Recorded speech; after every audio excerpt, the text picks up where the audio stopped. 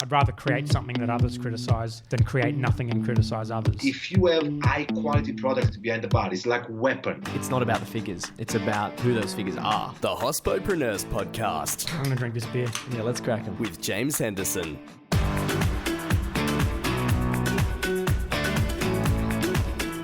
Hello and welcome to episode 54 of the Hospopreneurs Podcast. I first read about Nate when he was featured in the University of Queensland Alumni magazine. The work he's doing with his business, Adventure Out Loud, takes guests on a truly rewarding holiday, incorporating local immersion as part of their holiday package. He has literally walked his own path and hopefully inspires you too. You'll hear what it's like to stand on the edge of an active volcano, summit other peaks, and give back to the community. Nate is an incredibly genuine, selfless soul and does everything in his power to deliver the most amazing experience for everyone he deals with.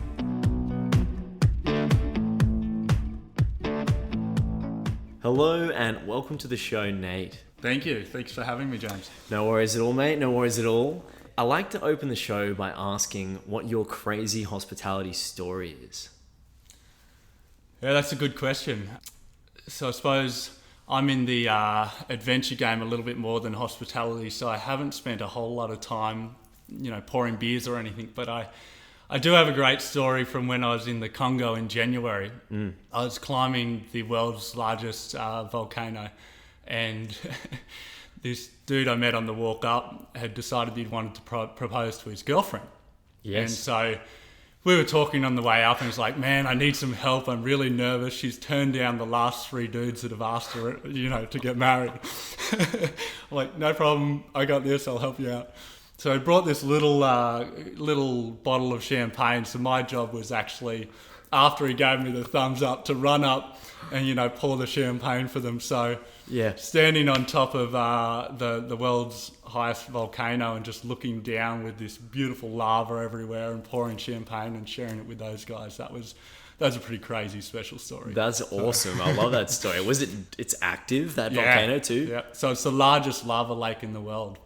Oh. So I think when you go camping, you can't stop looking at the fire. Yes. Think that, but like a 200 meter wide lava lake that's literally rippling. Yeah, how hot is it there? Is it humid too, and is it dangerous? Like, is there all sorts of is there stuff in the air that you can't breathe in, or what? Do you have to wear a mask? Or? No, you so find, many questions. I got so many questions. You find that it's fine. Like the air quality is not amazing, so you might feel a little lightheaded after a while. Yeah. But you're It's 3,600 meters above sea level. So the air up there is quite cold, but you do kind of get the heat coming off the lava. So on one side you're quite warm, but if you walk down the hill and you're sheltered a bit, it's quite cold, like negatives kind of thing. Oh, So it's quite interesting, the contrast. wow. And the best thing actually was, I didn't even say this, the rock that he gave her in the ring was a rock from that volcano, because he lived in Africa and she lived in America. Yeah. So he had got his mate to go collect a rock and had custom made it into a ring for her. So that's what she needed to say yes. Apparently. Wow, I love that story. Thank you very much, Nate. The next question I like to ask is, what inspires you? What is it that really, really pushes you forward, and why do you do what you do? Yeah, when I was living in Tanzania, I figured out that there were 2 things that really drove me. One was travel. I love getting out there and exploring. And the other is helping other people. And I suppose that's where the concept of Adventure Out Loud came from, is I basically said, love travel, love helping other people. How can I make money out of that? And that's kind of what I got to. And I kind of love that I get to do something I'm really passionate about every day. And sure, like all jobs, some days suck, but actually having something that drives you, I really enjoy working on that. Yes. It's a fantastic answer. And with that, and I'm glad we didn't get too deep into the specifics around that. So from there, from the why, from that macro concept, tell us more about what it is that you're doing now and how you're applying that why. Yeah, so I run an adventure company called Adventure Out Loud, and we specialise in trips to Africa. And specifically, we specialise in adventure tourism and in adventure tourism that makes a difference. So our catchphrase is making a difference in the world through adventure tourism. Now, what that actually means is, you might want to say, come and go on safari or climb Kilimanjaro or go and see the gorillas. And so we would plan a holiday that included one or all of those things. And as part of that holiday, we would make it available for you to make a difference in Africa. Because obviously everyone's seen the advertisements for Africa. You see the starving children, you see the poverty, all those kind of things. And a lot of people I've found will visit Africa but not actually do more than go to the 5-star resorts. So this is a way for them to actually give back to the community, because a lot of the tour companies that operate there, the money will actually leave Africa. It won't stay in Africa. I suppose to elaborate on that a little bit more, one of the things I think makes a big difference in Africa is education. You might not actually realise, but 111 million children in Africa don't go to school. So sponsoring a kid through school is a great way for them to change their own life. Yes. Because I feel like if you go there and you just hand money and all that, it's not really empowering. Whereas them actually getting an education is what they can use to change their own life for the better. Yes. How do you find you guys can stand out from all the other companies that talk about sponsoring children in Africa? How do you guys get out there and even stand out from them? Not to, we're talking about charitable concepts here, so it's not about taking business from anybody else. It's more about getting to people who've heard the same thing over and over again. How do you appeal to those people they're like, oh yes, look, I know that that's important, I've heard that, but how do you get to them to really go, this is a super important thing that you need to get behind? Yeah, that's easy. I find particularly our generation, right, like around the 30 years kind of thing, I feel like we're disgruntled with charity because we give all this money, but we don't know where it goes, particularly when it comes to developing countries, because a lot of aid does actually get eaten up by corruption and blah, blah, blah. So the way we're doing that differently is part of your tour when you come over to Africa, we actually take you to meet the student that you're sponsoring. So you can see the difference you're making in their life. You'll meet their family, you'll see where they live, and you'll see where, the circumstances they're living in now. And if you say visit it in 5 or 10 years' time once they've been through school, you can see the difference that you would have made in that student's life. Yes. How do you get people to see? I've noticed this, not just noticed, but people are so hedonistic and they want short-term results. How do you show people some sort of short-term gain for their not investment, but their charitable donations? That's also kind of interesting because so a lot of the kids we sponsor through school come from Africa's largest slum. So to paint the picture of what that looks like, think of any suburb in Brisbane and then put 1 million people into it. That's Kibera slum in Nairobi. If a student doesn't go through school, and a lot of these kids, all of these families, they live on less than $2 a day. So if a student doesn't go to school because their family can't afford to pay the money to go to school, the best they can really do is loiter around the slum. Because something Africa has is a lot of people going for the low value jobs like the shoveling and checkout chick and the jobs you don't need a university degree for. What you'll find is they can't compete with adults to get those jobs. So the best they've got is loitering around the slums. They'll then get into crime or get into drug abuse or whatever it is. And so when you visit and you actually go and visit that slum, you'll see these other youth that are out there. And that is what I don't love the phrase saving, but that's what you're helping to prevent. Because you're helping to prevent that by keeping that student in school. And at worst case scenario, they finish their education, they don't have to be exposed to that type of environment when they're a teenager. Yes. They can then be a little bit more mature when they're exposed to that environment as an adult. Yes. So how is it that there are those opportunities available if you have university degrees, if you have further education, that there are still opportunities in Africa and there are growing opportunities in Africa around that? Can you tell us about what sort of opportunities there are? Yeah. The thing I love about education and the reason I think it's as effective is at a base level, if you keep a student in school until they finish grade 12 equivalent, they'll then get a regular job. And it might only be $3 or $4 a day, but it's $3 or $4 a day, 6 days a week. Whereas most of the people living in the slum will get $2 today, then they'll be unemployed for a week, and then they'll get $3, and then they'll be unemployed for a week. So they just don't have regular work. So at a worst case scenario, that's a pretty decent result. Providing they then go through university, then their options are more varied, right? Because then they can go and get a professional job, and those jobs pay more money. There's still a big issue in Africa, and there's not enough of those jobs, and it is getting better.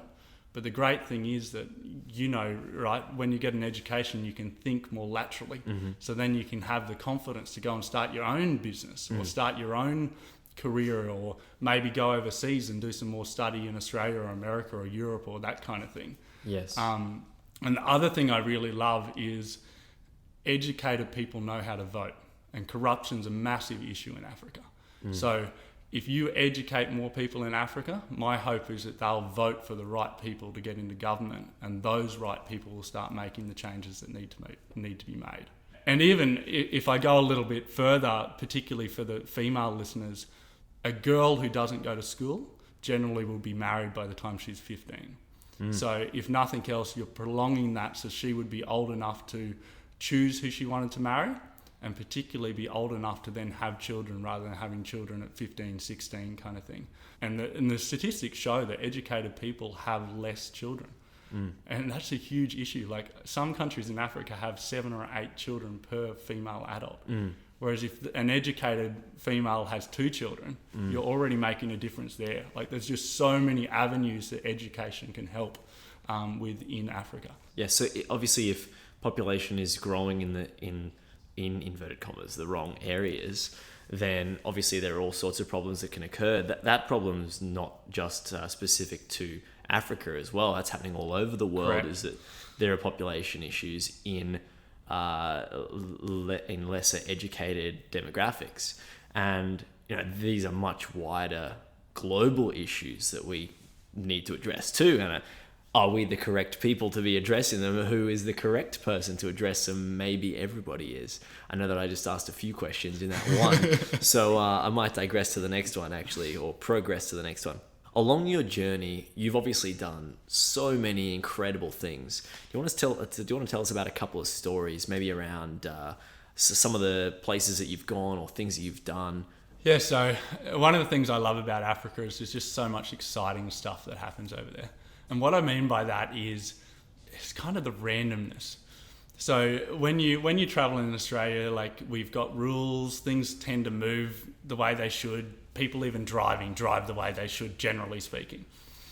Africa is a little bit like the wild card. So I remember once I had a friend who was a Maasai, who are a very historic tribe in Tanzania and Kenya. And he invited me to come and stay at his place. And I get round there and think of like your bedroom, divide it by 2, and that's his whole house kind of thing. Right. I get in there and he was so proud to show me his iron, his vacuum cleaner, his fridge, and a number of other electrical items. I was like, none of these seem to be plugged in. Like, do you ever use them? Oh, he just has them. Yeah, I don't even have electricity. Oh.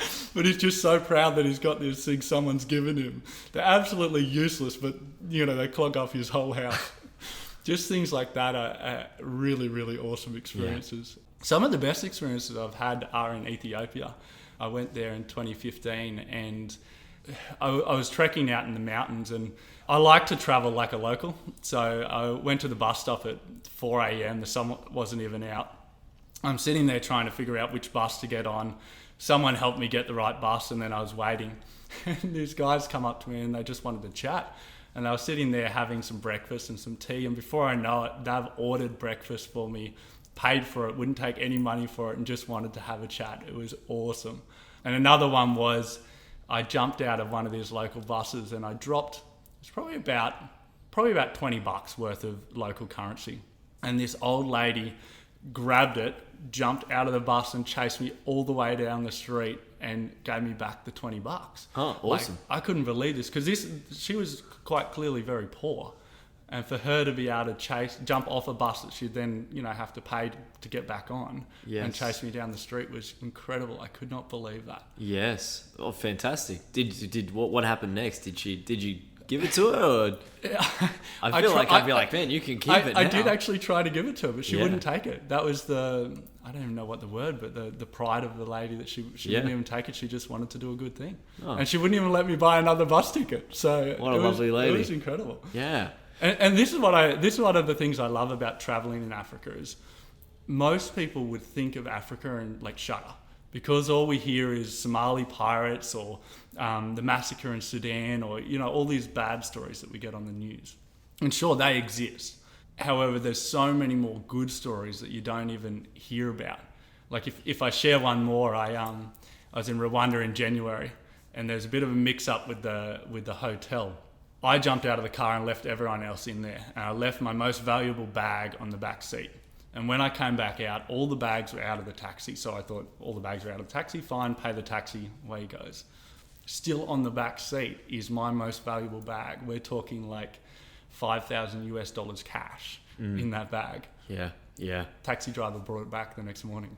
Oh, wow. Yeah. Wow. Like, where would you hear that on the news? That wouldn't even I don't even think that would happen in Australia. Yeah. So I'm That's just fantastic. blown away all the time by the generosity of most Africans. Yes. And most of them are there just to show you a great time. They love that you've come to visit their country. And I just love those experiences. They're so good. We obviously hear a lot of the terrible things in the media. That's a criticism of all media, is that we only really hear the negative side of a lot of these things. And thank you for sharing a lot of the positive aspects of traveling in Africa that we don't really get to hear. Do you want to tell us about an experience that you've had 8 times over? Yeah, people think I'm crazy when I say this. So I've summited Mount Kilimanjaro 8 times and counting. So for those of you who don't know, Mount Kilimanjaro is the world's highest freestanding mountain, which means that it's not the highest mountain in the world. It just means it's the highest single mountain. So when you think of Mount Everest, which is obviously quite a bit higher, it's actually part of a range, whereas Kilimanjaro is a single mountain. And to put it in perspective, Kilimanjaro is almost 6,000 meters above sea level, which is really high. Yes. Everest is like 8.5 or something, so there is quite a big difference. But if you went from our room where we're having this conversation to the top of Kilimanjaro, you'd be unconscious in 10 minutes and you'd be dead in 30 minutes. That's how little oxygen there is up the top of Kilimanjaro. And that's why it's really important to take your time and acclimatise as you climb it. So I remember the first time I went to Africa, I climbed Kilimanjaro in five days. And that was just stupid. Like, for the whole last hour, I'd walk about 20 metres and I'd vomit. And I'd walk 20 metres and I'd vomit. It was horrible. Oh, that's rough. Whereas since I've now figured out that, hey, it's a little bit smarter to acclimatise. Yes. And I do it in 7 days and I skip up it. It's completely fine. But that is, it's always challenging. But it is one of the most amazing things when you stand on the top of Kilimanjaro as the sun rises, and you're looking over Africa. It is just spectacular. The clouds are thousands of meters below you, and the sun's actually setting on top of the clouds. It's breathtaking. Oh, it's beautiful.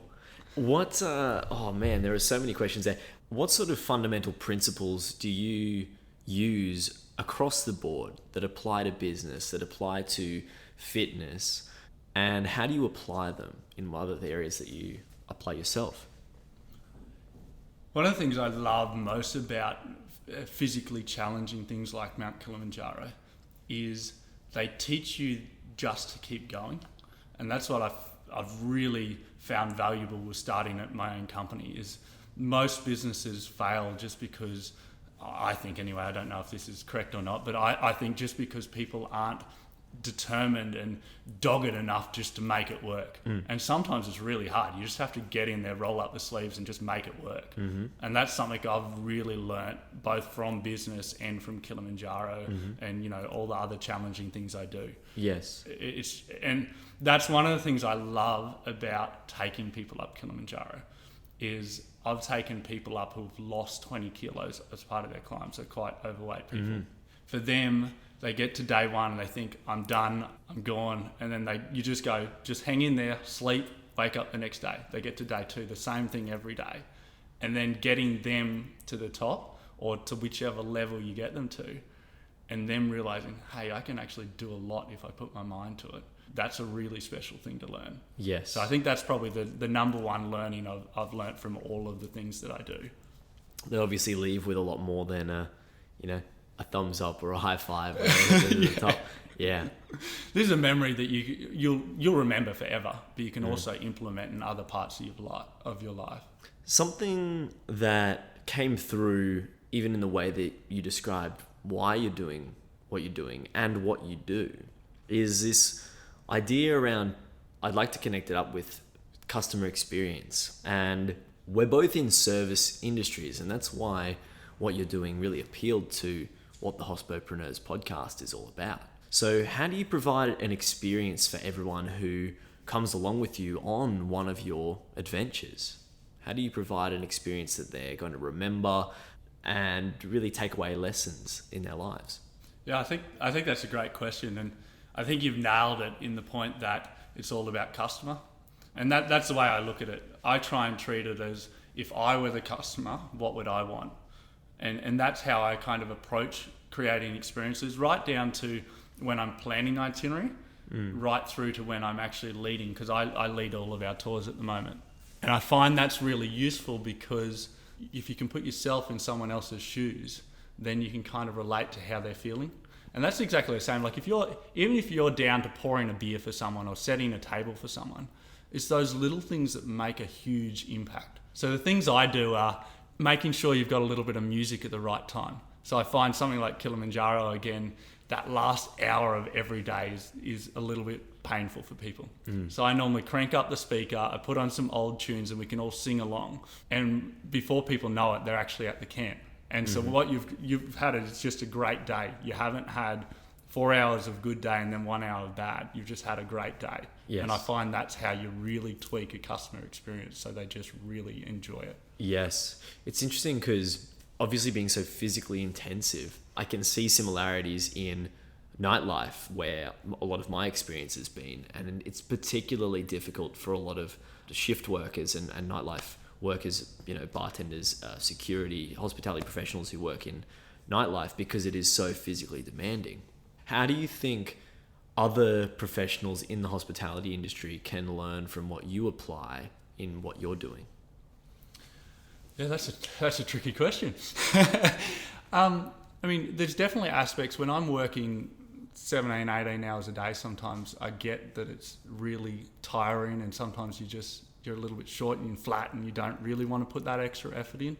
I think it's a matter of always putting the customer first, obviously, and just trying to think the way I like to think of it is, if I do a bad job now, I'm actually doing myself a disservice as well, because not only am I letting the customer down, but then I get a bad rating or I get a complaint or whatever it is, so I've got more work to do. So the thing I like to remember when I'm a little bit flat is do it right, and do it right the first time, because it'll save you time later. And I suppose that's something people could take out of it. Sure, it'd be tempting to snap at a customer who's been a dick at the counter. Chances are it'll probably come back and bite you, and it's really not worth it. Yeah, I like that. Get it done right the first time. My grandpa used to say, if a job's worth doing, if it's worth doing well, and that's a classic one that I remembered him telling me when I was younger. Absolutely. What are you learning about or exploring right now? As you said earlier, I'm an accountant by trade, and most people would presume that being an accountant and running a business are kind of the same thing, like it's all business. It is not at all the case, I've found. Like, since I've started Adventure Out Loud, I've taught myself how to be a graphic designer.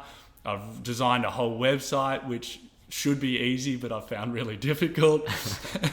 It's a little bit hard to answer that question because I find I'm always learning something. So right now, the thing I'm learning the most about is driving website traffic and things like that. So even stuff as small as writing a blog, I find that really interesting, because I never realized that it takes a whole day to write a blog.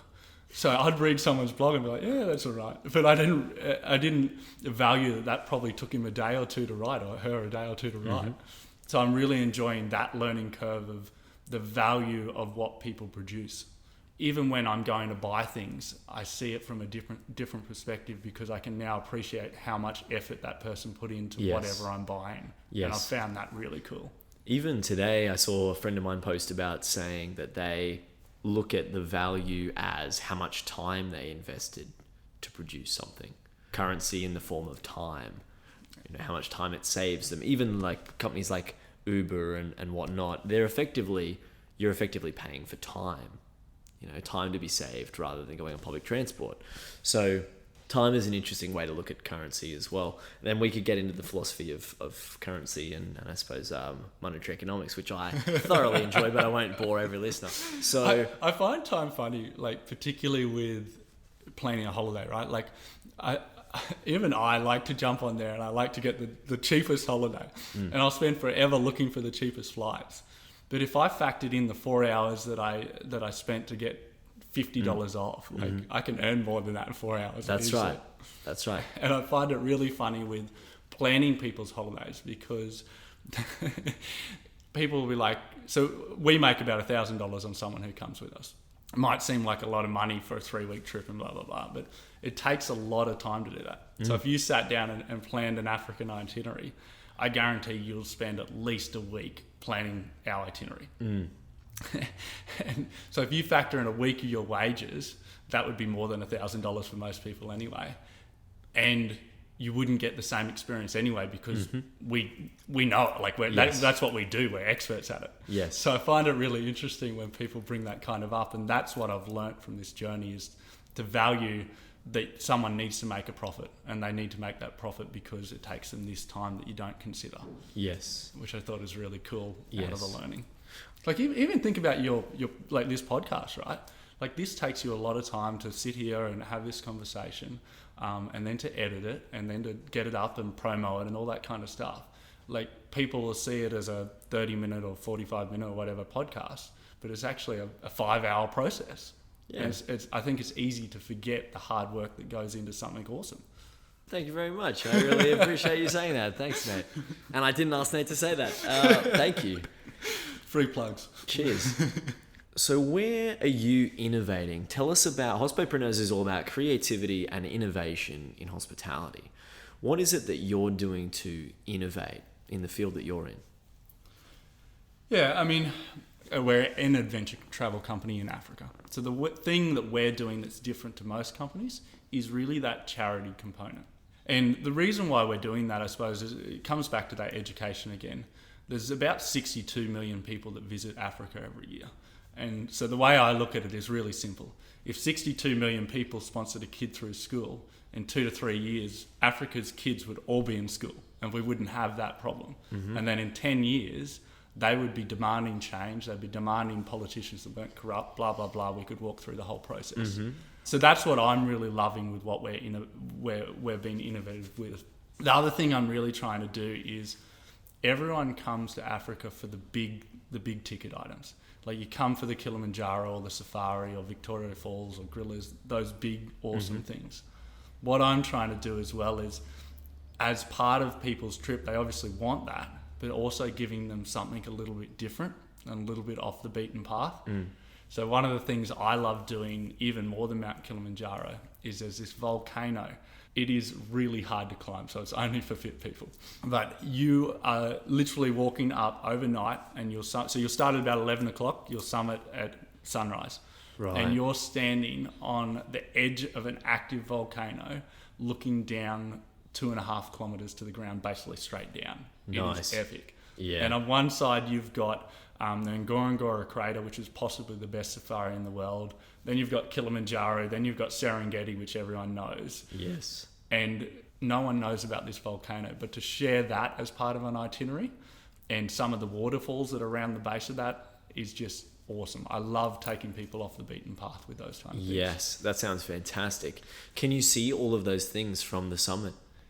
Definitely Kilimanjaro and the crater and Serengeti. The waterfalls, they're too small to see from the summit. But Wow. You can also see, I forgot to mention that the lake that sits at the base of that volcano is actually where all the flamingos breed. So you can Right. actually see a bit of a pink tinge, I Wow. suppose, in the distance. It is just incredible. And people have rated that volcano higher than Kilimanjaro. But Kilimanjaro would have 35,000 people climb a year. Yes. And this would have like, I'd guess 100. So it's completely off the beaten path, and it's a pain to get to, but it is well worth it. Yes. And they're the kind of things I'm loving adding in.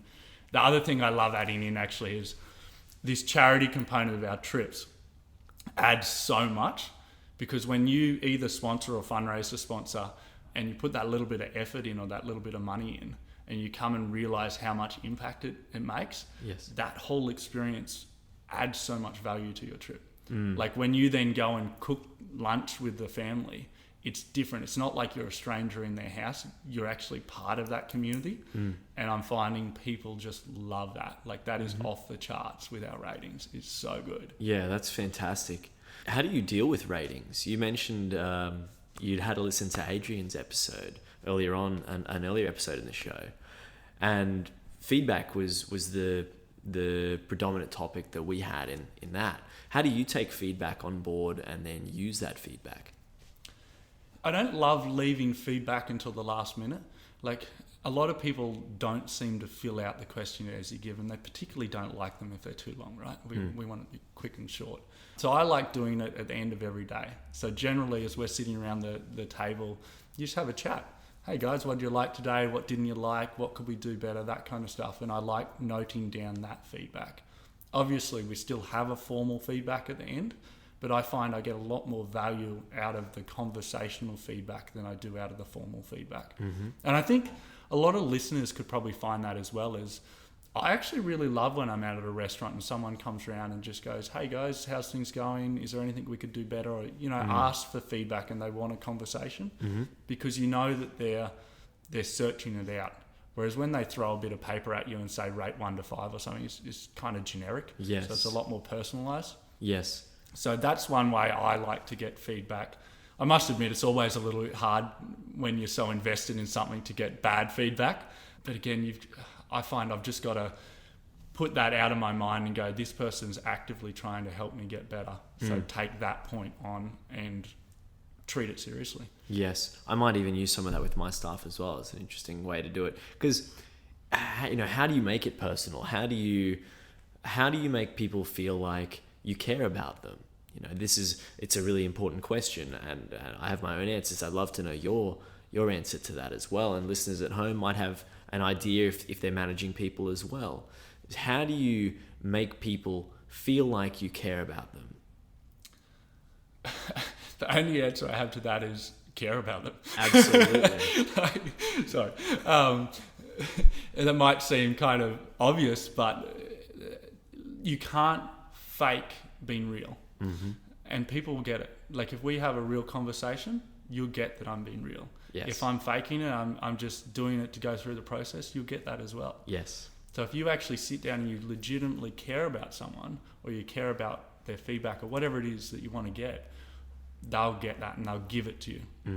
I do a bit of public speaking, and the best piece of advice someone ever gave me before I went on stage was, no matter what happens, just be real. So when someone gets up on stage and they crap themselves and you're just waiting for something to happen, they can fake it and they can move on and pretend like nothing happens, and the audience just doesn't quite feel right about that. But if they have the balls to go, guys, I just stuffed up my line. Yeah. You just feel for them. You're like, yeah, sure, we all stuff up. Being genuine, I suppose, is what I've really learnt with dealing with customers. If I genuinely want to know or I genuinely care about them, then that really comes across. So I like that, and that totally resonates with me, and I think it will resonate with a lot of listeners. What about the point where, because there's an interesting point that is very grey, where we want to be real, we want to be genuine and honest and open with everybody, but there's a point where there's too much honesty, too much openness. You're not going to tell patrons that the glass washer's broken down or the dishwasher's broken down and that you're doing everything by hand, or that you've got to rinse things tonight because it's so out of control, crazy, and you don't have enough glassware. You know, you can't tell everyone that. That is genuine. That's open. That's honest. That's transparent. But it's too transparent, right? I've realized it's about the having security in that openness, security and comfort and confidence in your openness. That's what really brings about that connection. But where's the line with openness? You know, where is too open? Yeah, that's a good question. I don't know if there's a perfect answer for that. I find when I'm genuine with something, I tend to know where the boundaries are, and I find it's a matter of listening to my gut, if that makes sense. So sometimes you'll start drifting into the I'm oversharing now, and you just have to pull yourself back. But it's a matter of being present, I suppose. Something I've really been working on over the last year or so is being present in everything I do, which is really hard in hospitality, right? Because you've got 14 tables begging your attention kind of thing. But if you can somehow channel being present to that table for the 30 seconds that you need to be, I think you'll pick up on where the line is, and you'll more often than not cross it kind of thing. You'll get it right. Yes. If that answers your question. On that, it does answer that question, except that I'm trying to find a way to teach people where that point is.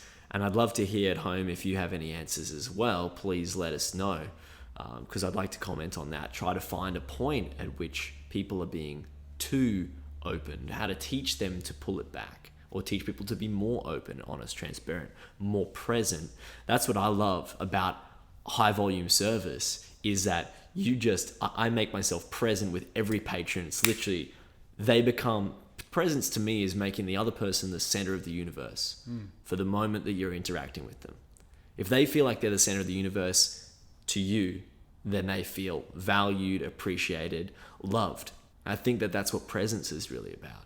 I like to call it being hot with someone. Yeah. Honest, open, and transparent. I like that. Yeah, I heard someone say that once, and I was like, yeah, I like that. That's good. White hot. Is that with Wiley?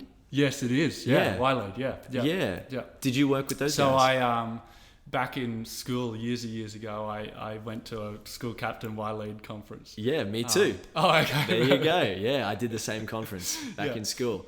Oh, that was a while ago now. That was going blast from the past. Wow, yeah. I'm glad that came out while we were recording. Thanks for that, Nate.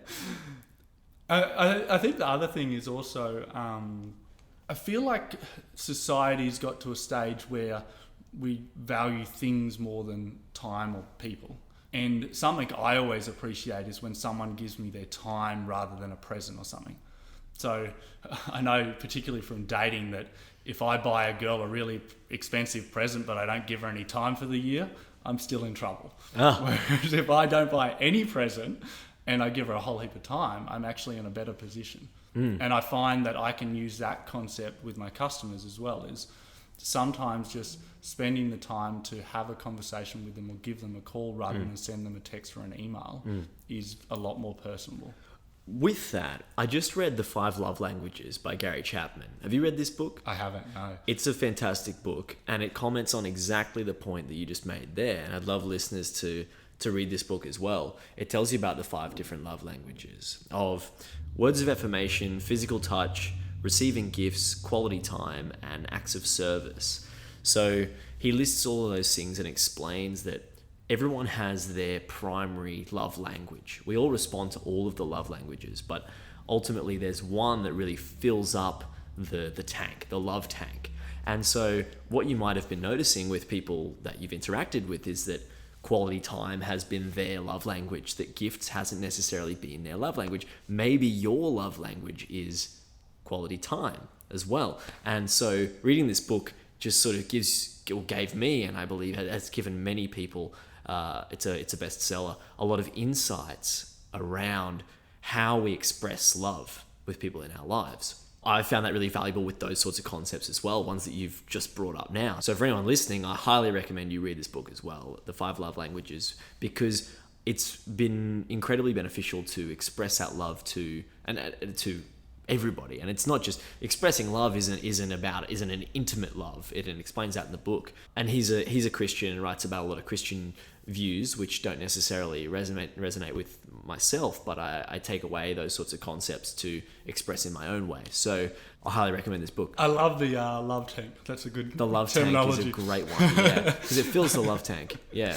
Love that. Actually, something I found really useful the other day that I'll share is there's a great TED talk. I forget who it's by, but it's about rejection. And there's a guy who couldn't handle rejection. And the reason why I found this kind of useful is I used to kind of be that person as well. And rejection always hurts a little bit, right? So he went on this vendetta to get rejected every day for 100 days. And from that, and through his TED talk, he shares what he learnt from that experience. And one of those things is why you're being rejected, and kind of what you were saying, like every story has two sides, right?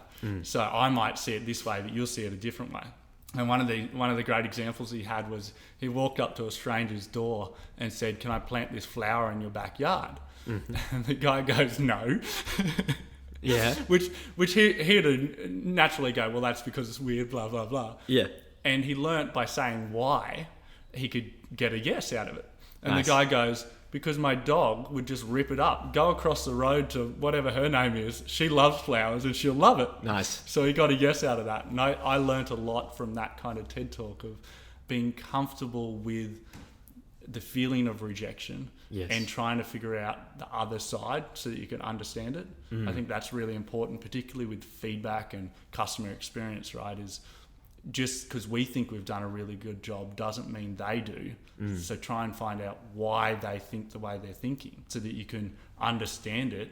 And doesn't mean you necessarily have to change what you're doing, but you need to be cognitive of it so that you can try and stop that from happening in the future, I suppose. Yes. Well, asking why is a fundamental question. It's a fundamental question of philosophy back from Socrates. He was known as the dude who was asked why, right? And so we need to ask why. Simon Sinek, I've mentioned many times on the show, Start With Why. I wrote Start With Why, has a great TED talk as well, with those concentric circles, the golden circle principle. I think he calls it the principle or rule. Very, very good too. And understanding why it allows us to break down barriers so we can communicate more effectively. If we can understand everyone else's perspective, then we can all come to a mutual understanding, a mutual agreement, or all sorts of ways to move forward. It knocks down any resistance, I've found, understanding why. And once we find a common denominator, a common why, we can deal with all these sorts of frictions in conversation as well. This can encroach on negotiations or other ideas with connecting with people. This is a fundamental idea in hospitality, is connecting with strangers and making strangers feel welcome and included and appreciated, valued. But stubbornness is a way that a common hurdle that we all have to get over. And so, not necessarily obstacle, but a hurdle that we can get over. So how do you deal with stubbornness with strategic partners or clients or customers? How do you deal with that stubbornness and move forward and get around a problem? Yeah, I mean, that's definitely challenging, right? When you're trying to get one thing and they want a completely different thing and neither of you want to budge, I suppose.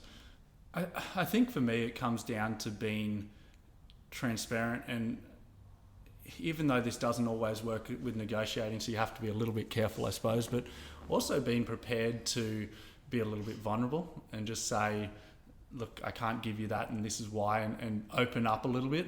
I've found from experience that most people, unless you meet a real asshole, if you're vulnerable, they'll actually open up to that as well, and they'll say, all right, well, this is why I can't as well. And then when you can, again, understand each other better, then you might be able to come to the right scenario. Yes. Obviously, sometimes there is just no good scenario. Yeah. So you either need to accept their offer or you need to move along and find another one. But I've found that's probably been the most effective tool I've used to overcoming those kind of scenarios. Yes. Similarly, myself, I read Getting to Yes a couple of years ago. That's a book about negotiations, and it was the premise of it ultimately comes down to the same sort of concept, is that if we're more open about our own principles. So it talks about principles versus position. Principle versus position, as principle is the common underlying really desire, and the position is what people say that they want. They're two different things.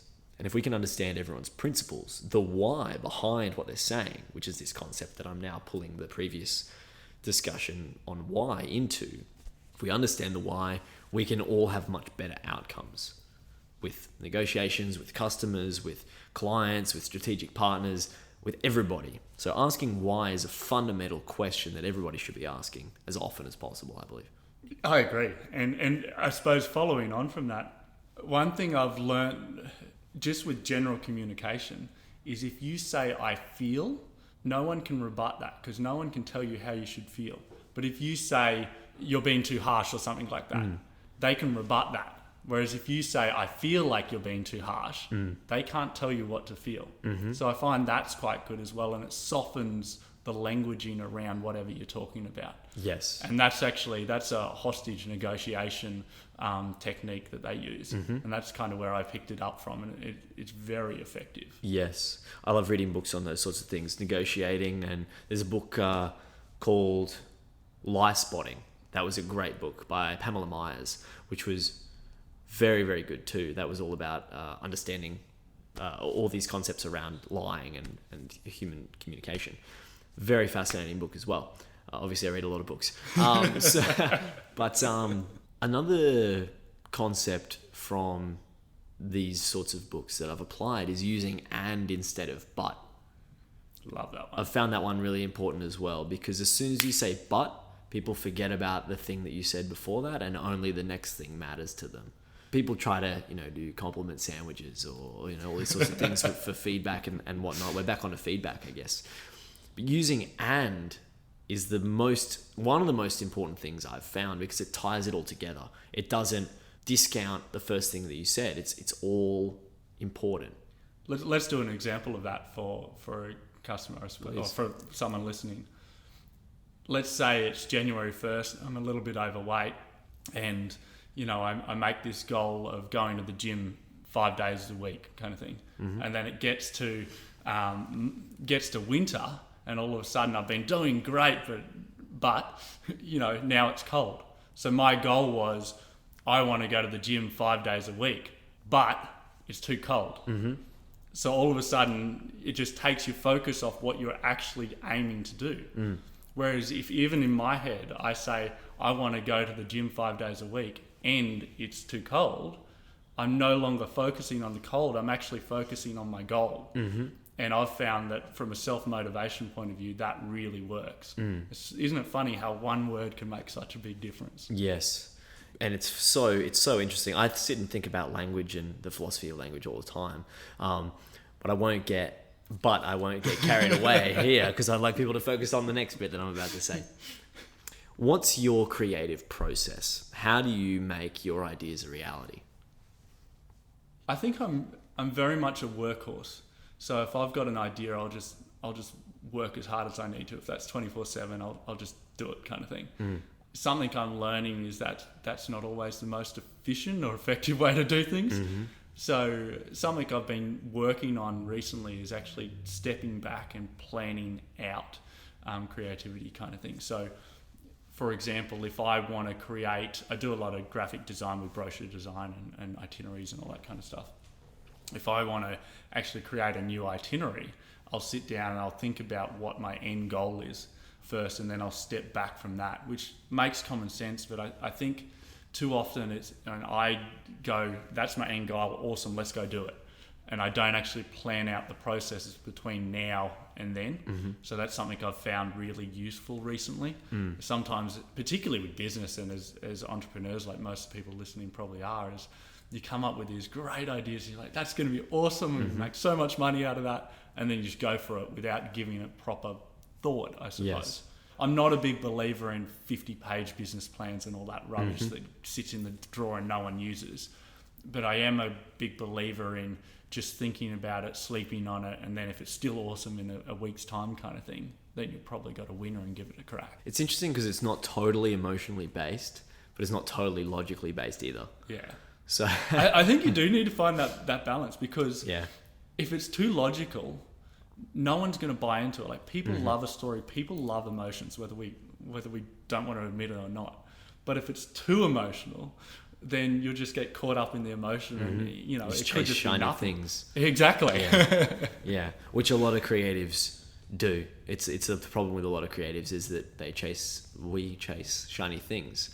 The reason that I found that my best outlet was entrepreneurship for creativity, and that business was the best way to apply my creativity, is because I feel business provides value. It's a creative avenue that serves people and aims to provide value to people. That's why I love hospitality. So hospitality businesses, in my opinion, are the best because the fundamental purpose is to serve and add value. Awesome. And that's core to what I believe is a good life and what we should be giving to humanity. And if everyone in a restaurant or a cafe or a pub or, you know, anywhere in hospitality applied that, I would love going to your venue, because that's what I want as a customer. Yes. And same for me, like, that is just so important. If you do that for your customers, they're going to keep coming back over and over again. Yes. And not only will they have a great experience, you'll have a great experience, because there's nothing better, or there's nothing that makes you feel like the man more than when you have all your customers like high-fiving you on the way out, or yes, man, that was a great night, or that rocked, or that feedback. That's what keeps us going, right? Exactly. So, I'm just so passionate about this. I'm trying not to get so carried away talking more about it. Have you had a mentor in your journey, someone that you've learned from? Obviously, being at a large accounting firm, one of the big four in Australia, there would have been people there that you learned from down a very professional route. And why did you decide to deviate from that route too? Did you feel like you couldn't fulfill your why there? Yeah, so I'll answer that in two parts. I suppose the why first. I was, for some reason, really good at accounting, and I made manager by the time I was 24, actually, which is almost unheard of. And I suppose I got to a phase where I was really enjoying the young life. Like, it's fun being a consultant. You have great friends around you, on to business after business, and you know it's always kind of challenging and interesting, even for accounting work, surprisingly. It doesn't surprise me. It's my background too. So. Anyone that isn't an accountant out there. It can be interesting, guys. We're not all 50 and bald and pens in our pocket kind of thing. But what changed for me actually is I was always really driven to be a CEO and earn a whole heap of money. That was my it when I was a teenager. Mm-hmm. And I suppose that comes from me growing up on a farm, and you know we were never super poor, but we definitely didn't have much. You know, you always had food, and then everything after that was kind of a luxury. Mm-hmm. And so what changed for me is that my little brother actually had an accident, and so he was 12 and he was riding around on our farm and had a little lawnmower that he rode around, and he had an accident and died. And so what that experience did for me is it made me realise that I wasn't really deep down interested in making a whole heap of money, and I wasn't really interested in keeping on doing things that didn't ultimately make me happy. Like, sure, I liked the money, I liked the lifestyle, but it wasn't what I wanted to do forever. That experience kind of made me go, stuff it. If this isn't what I want to do, what do I want to do? Let's go find out. And so I quit and I moved to Tanzania. And that's the best thing I've ever done, because I went and volunteered over there, and it just gave me time to think about what I was passionate about and what actually meant something to me. Yes. And I'll never make the money that I would have made at EY, but tell you what, I love life now. It's sometimes challenging. I just get so much out of what I do. Yes. And so I suppose that's the why. Coming back to the mentors, along the whole journey throughout my life, I've been really lucky that I've had some great people that I can always turn to. And as corny as it is, my dad's the best out of all of those. Like, he might not have a clue about business and all that stuff, but as far as being a great guy goes, yes, I can always go to dad and he'll sort me out. As far as mentors goes, I'm actually really fortunate that I've reached out to some really awesome people in Brisbane, and we're talking CEOs of quite large companies. Actually, one's a great example. I was listening to a podcast once, and he, when he was 19, went over and gallivanted around Africa. So I was like, he sounds like a cool dude. So literally, I just wrote him an email. I was like, Rob, I think you'd be great as a mentor. Would love if you could spare a little bit of time.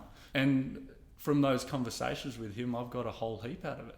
And just sometimes having someone who's more experienced look over what you're doing or what your idea is, I find adds a lot of value. Yes. So if I could leave listeners with one thing, it would be, don't be afraid to ask. I kind of look at asking mentors as kind of dating. It's yes, it's no until you ask, right? Yes. So you've got nothing to lose, just putting yourself out there. 100%. By going and gathering those mentors from diverse backgrounds, you'll find that you gain a lot out of that. That's something that I've really found valuable through the show. That wasn't the direct purpose of my show, is that I'm able to share that advice from incredible people in the industry with everybody. And I'm loving being able to do that. So anyone listening to the show, if this is your first episode, I know that we're reaching the end now, but if this is your first episode, I highly recommend you look through many of the others, if not all of the others, because they're all very amazing and incredible people. What's your biggest challenge right now?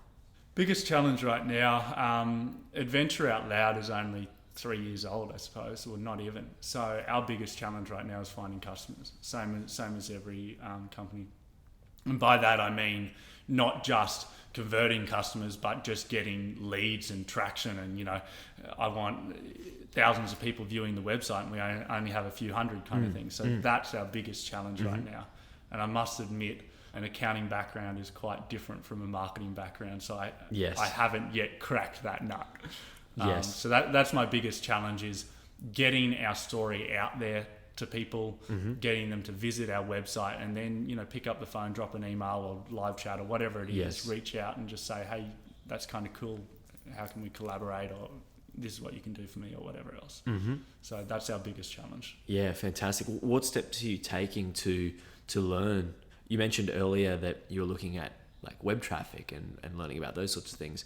What resources are you absorbing? And I use resources very generally, so they can be books, journals, people. How are you absorbing information to learn how to overcome that problem, that challenge that you have at the moment? Yeah, I mean, that's the other challenge for a small business, right? Is we don't have a lot of money, so we can't just go out and pay the expert to do it for us. There's a catch with that, because if you go and pay the expert, it'll be done properly. So it'll take less time and you'll get traction quicker. But if you do it yourself, then you save the money. So it's a catch-22. And I suppose for the first couple of years of our existence, I've been trying to do it all myself. Now I've come to the realization that there's some things I just can't get my head around, or will take too long. So I've actually gone back to a little bit of accounting and just putting some money in the bank so I can pay someone to do that for me. Yes. So there's one way. Another way is, if you've got a good story, like I think Adventure Out Loud story is pretty cool. So if you've got a good story and you've got a good why, I find you can actually get people to donate their time for free. Yes.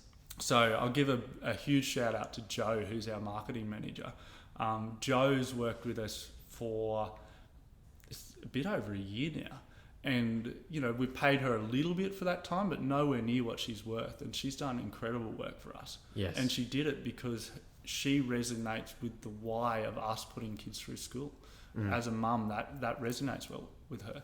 So I've found reaching out to those professionals and building a relationship that works on that kind of level means that I can achieve what I want to achieve. And the great news is we are starting to get some results now. So Joe and the other people that have worked with us have done a great job. Fantastic. Yes. And it's also a testament to you in communicating that why to other people. Because I've found it that, it's not just about understanding our why, as we mentioned in the episode earlier, but it's about being able to communicate that why with other people. And understanding, we also touched on the communication skills to be able to do that, and even little tools there about and but and whatnot. First of all, it's about making sure that concept is really clear, that your headspace is right, you've got it just right. But then it's about taking it that next step further and being able to translate that, broadcast that message to other people as well. So that is testament to you to be able to communicate that well enough to inspire other people behind the brand. And I've found early on, it's all about bootstrapping and sweat equity. It's like, it's super lean. But then later, once you start to get a bit of traction and it snowballs, you get that momentum and people get on board. And then that's when other people who aren't as, they're not the innovators in the adoption curve. They're the people who, the early adopters, they want to see a bit of traction before they get on board. Some of them are larger businesses, SMEs, they could be strategic partners for you in building the brand as well. Investors, some of these people require that momentum. They require some numbers first, because not all of us are the risk-taking creatives that entrepreneurs need to be. That's something I've learned in that same sort of story that you just described there about building that momentum.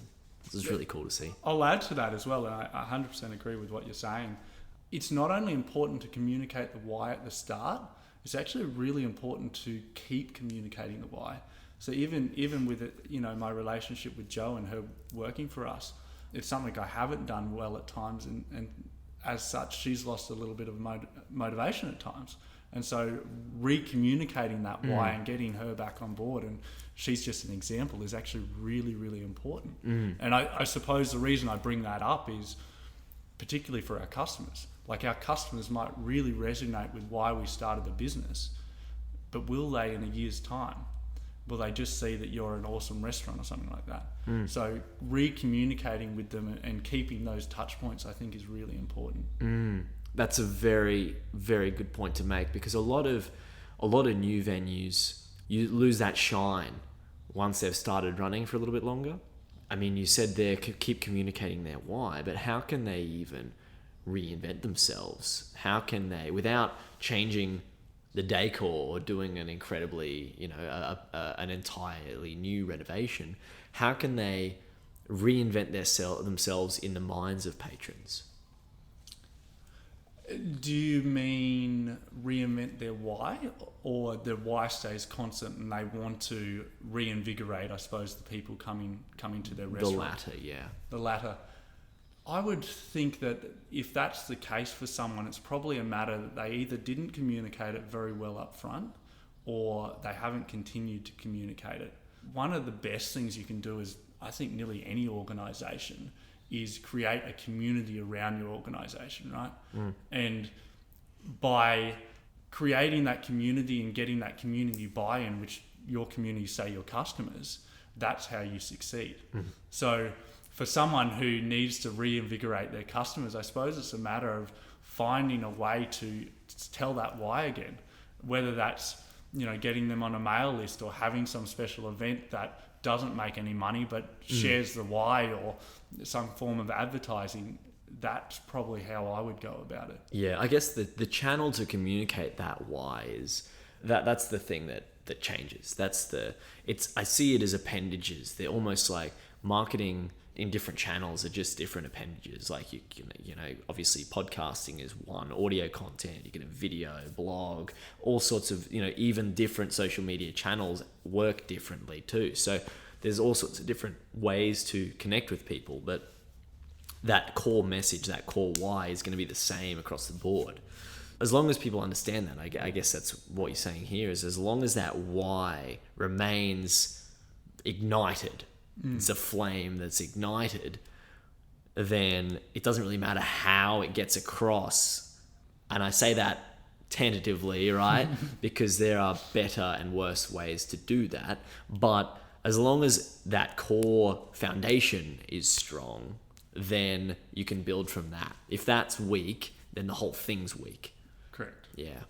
Yeah. I think something that small businesses forget to do is they forget the difference between PR and marketing. Yes. And I must admit, it's only recent that I've figured out the difference. And for those of you who don't know, I suppose PR is letting people know what you do, or letting people know the why.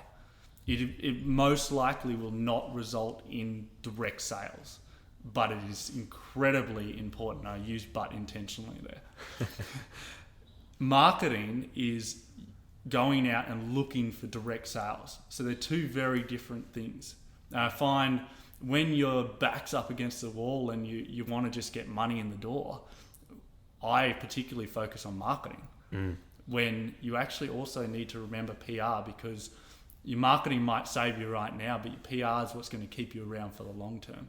So they are both actually important. Interesting that you make that distinction like that, because the way that I use marketing is very broadly as well. When I say marketing, I don't think about it as directly translating to sales. It's about the value of the brand value, and brand value is intangible. It is almost totally intangible. I look at marketing in the way that you describe PR and marketing, put it all together into one thing, and maybe it is best to make that distinction between the two, because there isn't always a direct result in tangible figures from a marketing campaign. So when I roll out a marketing campaign, I don't look at it always as looking for a tangible result, because sometimes it'll be intangible. People knowing about the brand doesn't mean you're going to make money straight off, right? But it's still incredibly valuable. Them knowing about it and resonating with your why, however, will mean they'll talk about it. Yeah, and that's valuable. That's valuable because they might not be your customer, but one of their friends might be. Yes. And unfortunately, you just can't measure that, which makes it hard and hard to justify the money, I suppose. And so then it's, for marketers, it's about communicating that and trying to find a way to show them that it's valuable. Correct. Yeah, like myself. So to wrap up the episode, how can more people get involved with what you're doing? Yeah, I mean, there's lots of great ways you can get involved. Obviously, if you want to come to Africa, then we're more than happy to either have you join a group tour or organise a personal itinerary for you. Something I'm really excited about is we're running a yoga safari in July next year.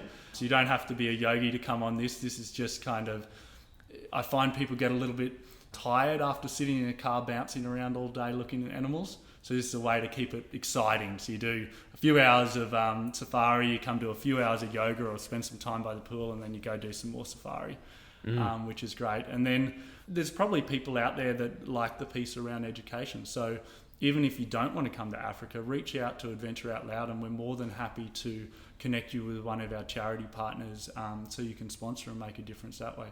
And one of the things I will say about our charity partners is I hate when a charity isn't transparent, and I hate when I feel like my money is not going to the right place. So I only work, or Adventure Out Loud only works with charities that we believe meet those criteria. So that's one thing I can put my hand on my heart and say is our charities are really good like that. Fantastic. Well, thank you very much for being on the show today, Nate. It's been awesome having you on, and I really enjoyed our conversation. Thanks, James. Appreciate it. The show today was produced by Angus Brennan. If you'd like to know more about Hospopreneurs, for advice, insights, and extra content, find us at hospopreneurs.com. Thanks for listening.